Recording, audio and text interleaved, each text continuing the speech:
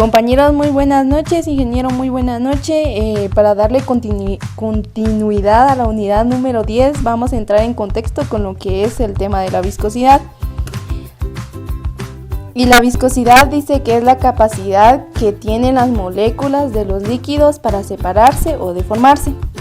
Los líquidos necesitan tres propiedades, lo que es la tensión superficial, la capilaridad y la viscosidad, que también podemos hacer referencia a que es una resistencia que tienen las moléculas que conforman un líquido para separarse unas de otras. Es decir, que en la posición de un fluido que tienden a deformarse. Dice que esta viscosidad únicamente se puede dar en líquidos que están en movimiento. Esta propiedad no se da en líquidos que están estáticos.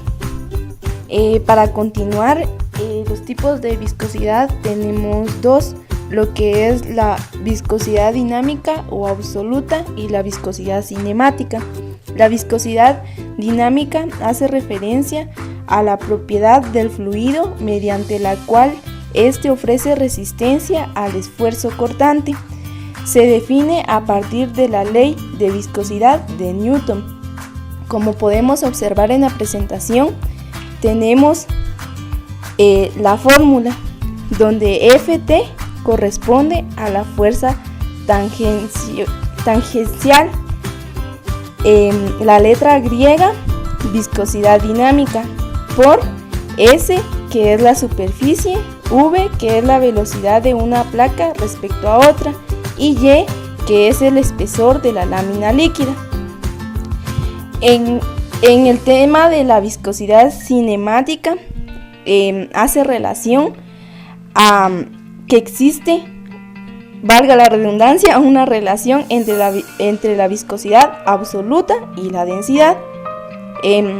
Igual esta fórmula nos hace referencia a que la V es la viscosidad cinemática, la letra griega, que es una viscosidad dinámica, y la P, que es la densidad.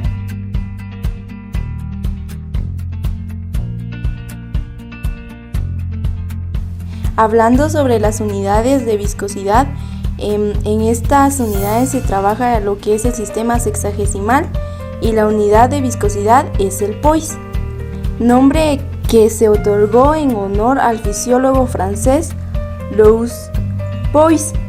También se suele utilizar el centipoise. En relación a lo anterior, se puede decir que un poise es igual a 100 centipoise.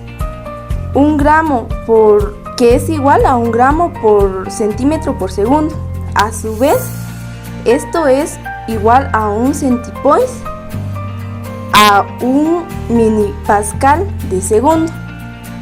A continuación se les va a presentar un video donde se les da algunos ejemplos sobre lo que es la viscosidad. Viscosidad. En esta animación vamos a estudiar algunos casos de aplicación del concepto de la viscosidad a partir de la ecuación de la viscosidad de Newton, que relaciona el esfuerzo cortante con la tasa de deformación. Supongamos que existe un flujo viscoso entre dos láminas.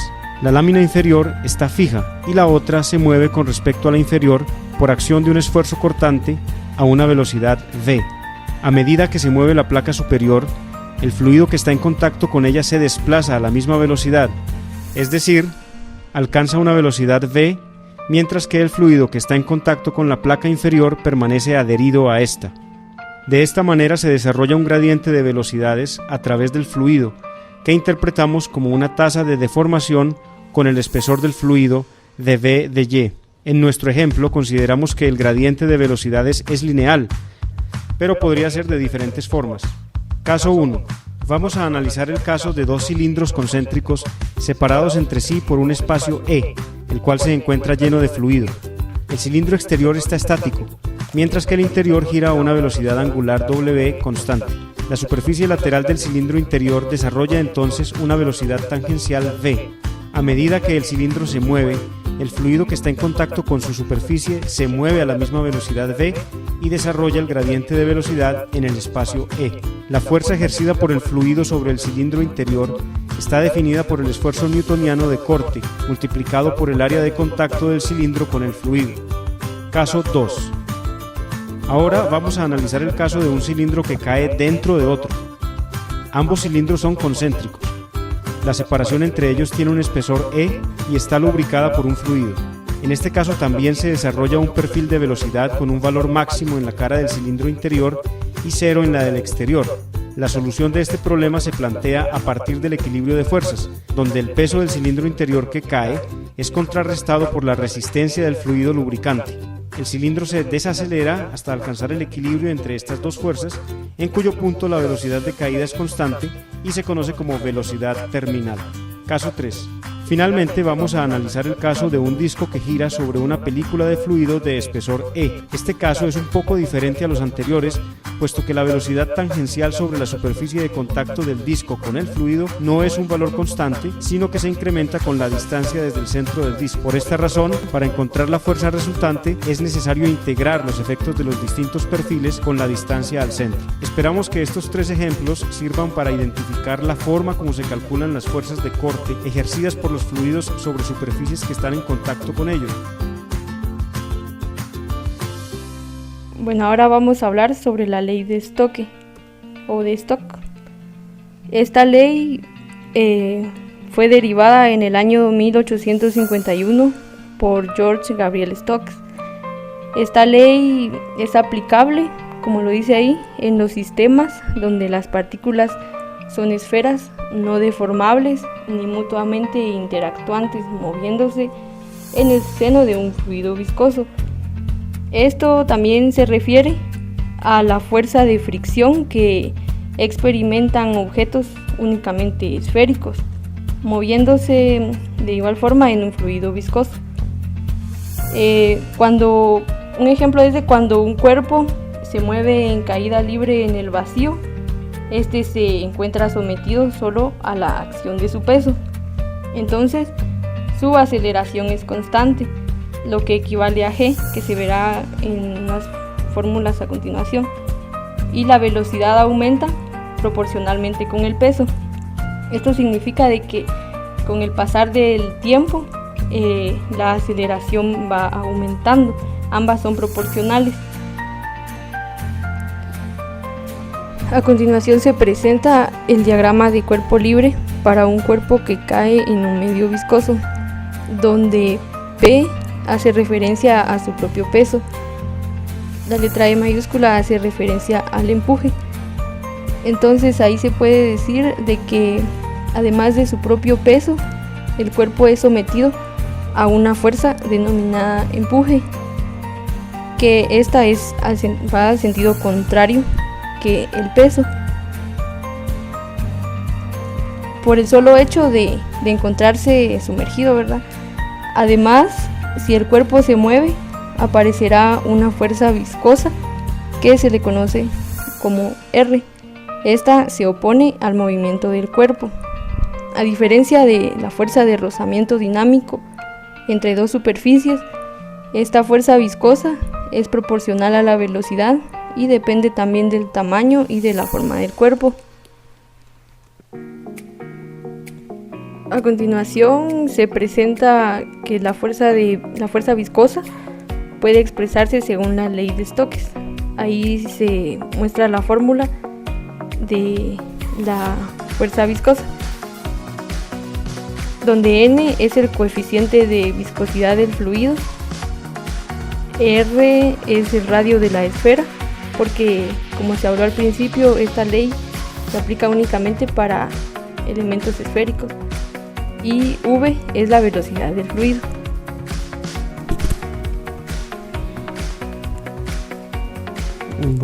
Buenas noches para todos. Continuando con el tema, yo les voy a explicar un poco sobre lo que es la ley de Poisson.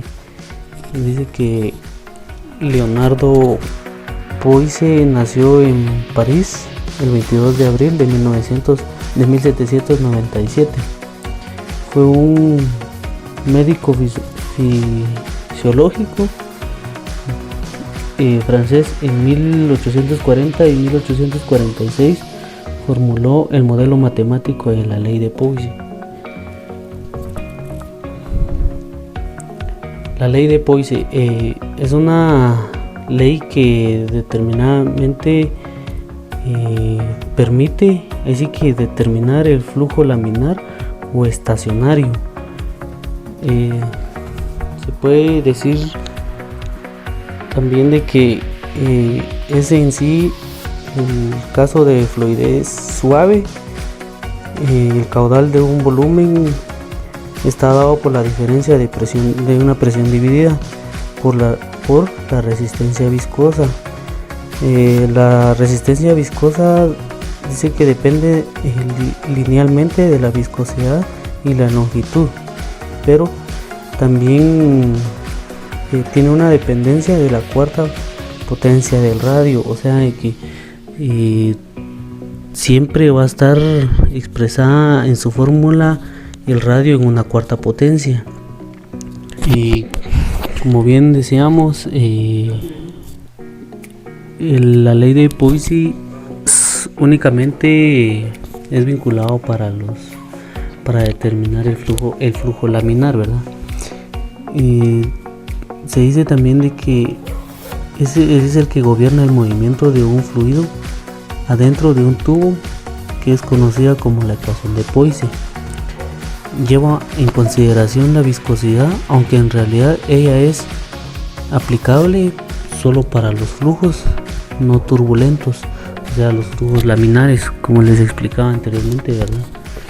De igual forma, la ley de Poisson se vincula con el caudal de un fluido que circula por un conducto. Podemos tomar como un ejemplo el agua, ¿verdad? Y los aceites que se pueden utilizar en los vehículos, ya que estos ahí sí que directamente son fluidos por un conducto o una tubería, ¿verdad? La ley es muy importante en la hemodinámica.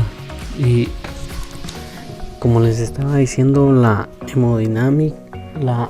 homodinámica es así que se encarga de estudiar directamente los capilares de la sangre. Entonces también esto es que se puede decir de que la ley de Poisson también es aplicable a la medicina, ¿verdad? Entonces, como otro punto está la ecuación de Poisson, que cambio de P, que es igual a la diferencia de la presión o la caída de presión, ¿verdad? L, que es la longitud del conducto, o ya sea alguna tubería o otro tipo de conducto, y la letra griega que comúnmente se conoce como mu es la viscosidad de la dinámica, y Q es la tasa volumétrica de un flujo. Entonces, como se dan cuenta, en la ecuación R es radio, y como les explicaba, radio siempre está elevado a una cuarta potencia, entonces es una constante directamente de la ecuación. Y a continuación les presentará un pequeño video de un ejemplo de donde se aplica la ley de Poisson.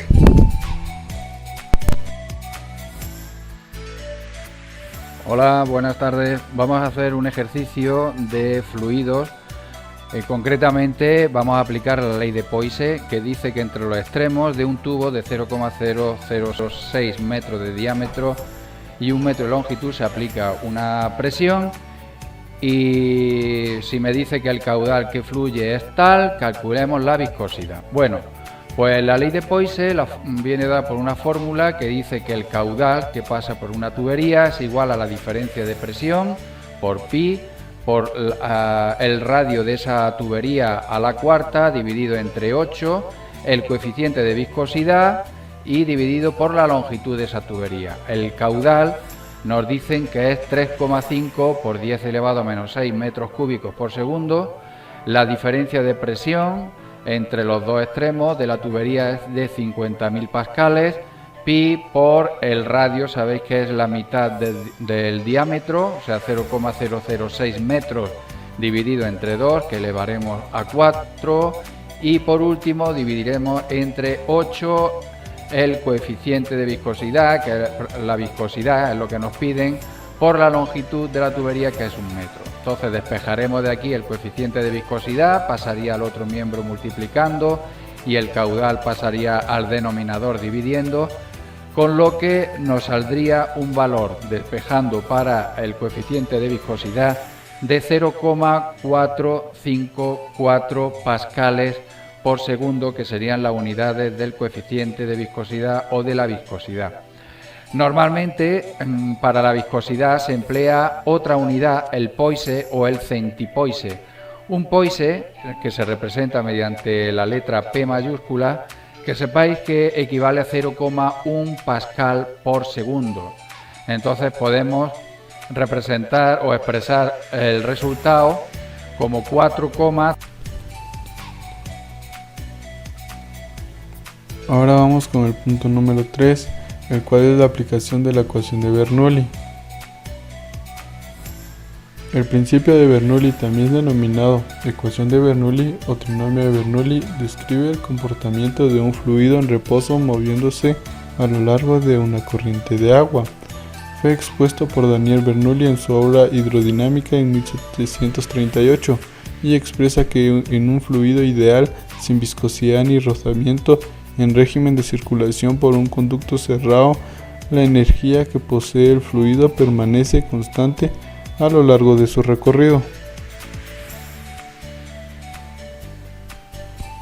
A continuación veremos algunos ejemplos de la aplicación de la ecuación de Bernoulli que encontramos en nuestro diario vivir. Como primer ejemplo tenemos la chimenea. Las chimeneas son altas para aprovechar que la velocidad del viento es más constante y elevada a mayores alturas. Cuanto más rápidamente sopla el viento sobre la boca de una chimenea, más baja es la presión y mayor es la diferencia de presión entre la base y la boca de la chimenea. En consecuencia, los gases de combustión se extraen mejor.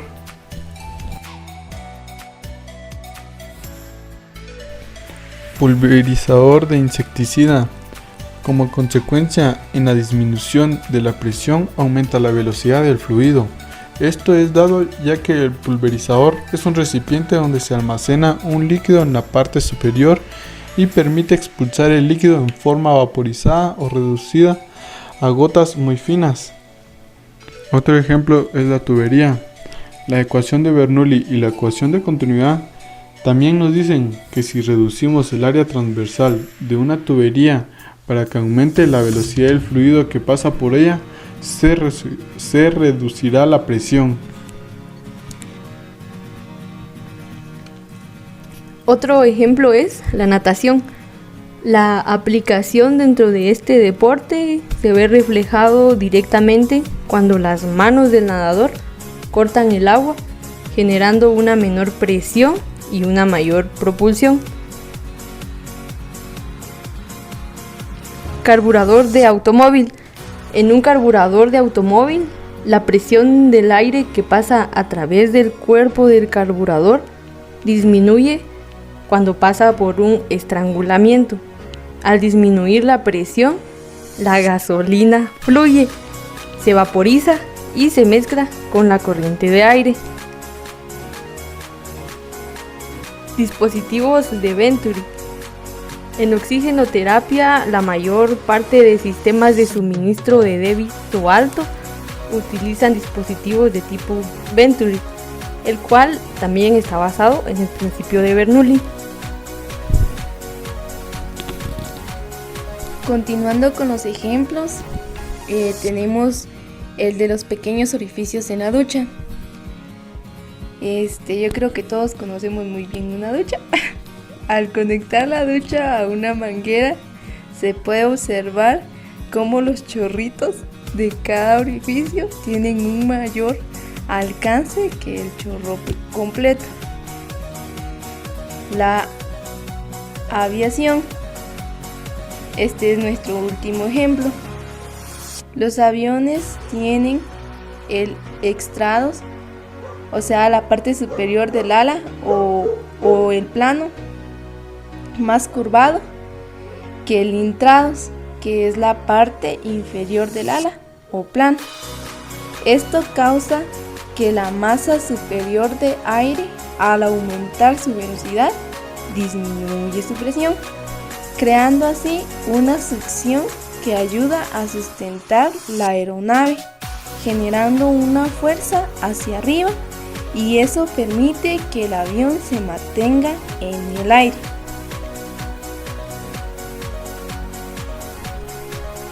Y con esto podemos decir que damos por finalizada nuestra clase sobre la viscosidad. Esperamos que les haya gustado las presentaciones que se les dieron a conocer. De igual manera, creo que esto ayuda en nuestra vida académica y en nuestra vida cotidiana, como bien lo mencionábamos en los ejemplos que se vieron sobre las aplicaciones de la ecuación. Lo podemos encontrar desde las cosas muy pequeñas, como lo es un carburador, como son las duchas, y para los que nos hemos subido en un avión, la parte alta, la parte baja. Entonces, de todo corazón les deseamos lo mejor. Feliz fin de semestre, que Dios los bendiga. Ingeniero, feliz noche, hasta la próxima.